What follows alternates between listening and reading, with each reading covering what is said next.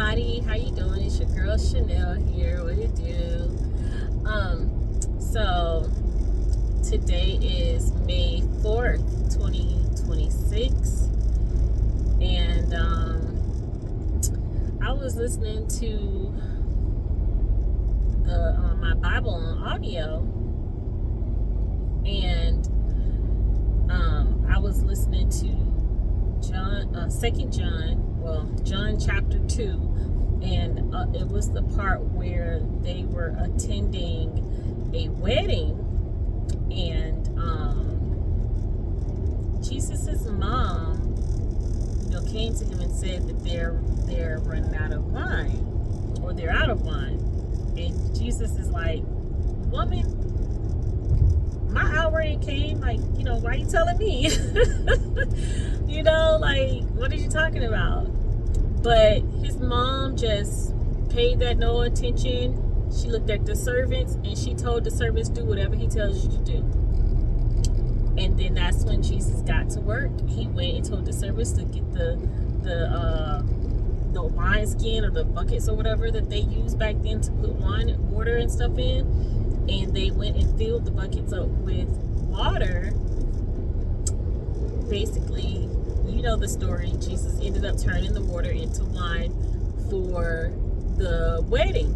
Not only did he turn the water into wine, but it was apparently the best wine ever, because the people that was drinking it, they were like, wow, most people bring out the good wine first, but you've saved the good wine for last. So you say the best for last. So basically, that just hearing that just gave me like a whole new outlook on Jesus and his mother's relationship, and it just kind of goes hand in hand with the time of the year that we're in right now. We're this coming Sunday is going to be Mother's Day. Also, my son Joseph's birthday is on Mother's Day. I call him my Mother's Day baby. And it was just amazing to me to see like how Mary pushed Jesus into his greatness. Well, I mean, he was already great. Let's just hands down, he was already great, but she kind of she believed in him. She believed in her son, even if he was saying his hour has not come, meaning like he wasn't ready. He was saying it ain't time for me, to whatever it was. I haven't finished reading the chapter, y'all, don't judge me.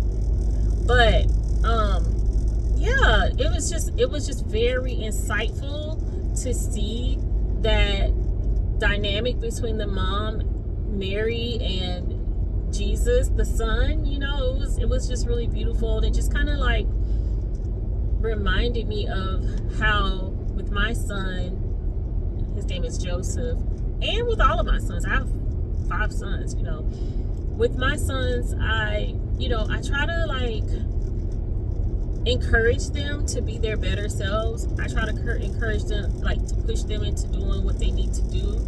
Now they don't always listen. Okay, Jesus was just one of those really good sons. I imagine if my sons was like Jesus, they would, listen to my wisdom that I try to impart on them.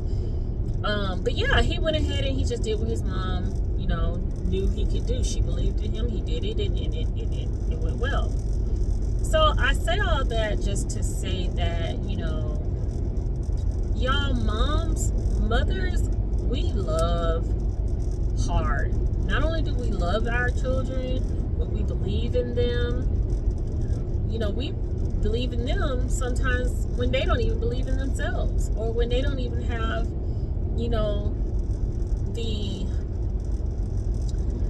they're not even inspired to do something. You know what I'm saying? Like, we as mothers, we're powerful, man. We're powerful. We're needed in the world, and we don't get enough credit for the amount of things that we do. We don't get enough credit for how much we love and how much we pour into our children. And even when we mess up, that love is still there. You know what I'm saying? We're not perfect, but we believe in our kids. We believe, and we push them and we support them in whatever it is that they do. And I just think that that's just a beautiful thing to see, that even the Messiah and his mom, you know, their relationship. But yeah, I just wanted to come on here and just talk about that. It's again, that's in John chapter 2, and my favorite part was verse 5. You know, when he was like, "Woman, my time has not come." So I just thought that was pretty cool to see the dynamics between Jesus and his mother. And then he turned around and then he worked a miracle. That was like one of his first miracles, by the way, in the Bible, was when he turned the water into wine. So yeah, you can give a lot of credit to his mom in that aspect. You know, she believed in him. She basically just was like, go do it. And he did it. You know, she knew he could do it, even if he didn't know he could do it, or even if he didn't feel like doing it, or if he didn't, you know what I'm saying? It was like his first miracle. So I kind of feel like he wasn't trying to do it, or maybe he just didn't believe that he had the power within himself at that time. He probably just felt like he wasn't quite ready. That's why he said, my time has not come. So it's just, man, it's just beautiful to see that. So yeah, go check it out. And yeah, I'm still on my spiritual journey of following Christ and following God and just trusting in him and having faith in him. I have faith in God, man. Like, God has been blessing me. I have so much going on in my life, you guys, but I don't want to be stressed out by all the stuff that I have going on. I honestly don't even know how I've been making it. God has really... No, I do know how I've been making it. God, I took everything and just stopped stressing it, stopped trying to control it, stopped trying to manipulate the outcome, and I just put everything on Jesus. I just trust that he's going to take care of it. He knows all my needs. He knows what I got going on. He, you know, if I just stay in his word, if I abide in him and keep his word, and he's in me, his word is in me, and I'm living that life, and I just stay up under his shadow, then, you know, he gonna take care of me and make sure that I'm straight. So yeah, I just gave everything to Jesus. I can't do it myself. I can't do it myself. I'm a single mother. I'm out here. I'm trying to take care of my sons. And yes, most of my sons are all grown except for 2 that are still, you know, that are still teenagers. But I still am mom, you know. They're still young. They're in their 20s. They're 19. They're, you know, 19, 16, 20, about to be 21 on Mother's Day. Then I have the, you know, 24 and 27, 25 and 27. You know, it's, yeah. Being a mom never stops. You still mom.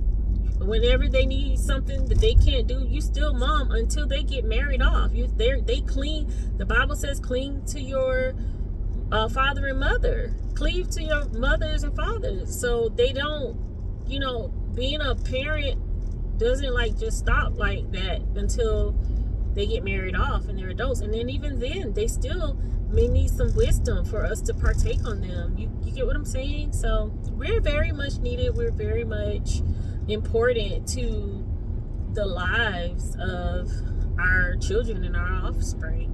Even Jesus' mom was important to him, and he was a perfect being. So yeah. All right, everybody, I love you, and yeah, Mother's Day is coming up. Remember your mom. Remember all the good things, all the ways she inspired you, supported you, and just, you know, blessed and poured into you. Even if your mom wasn't the best mom, I'm pretty sure if you think really hard, there was something that she did that helped you in some kind of fashion or form. Okay? All right, peace. I love you.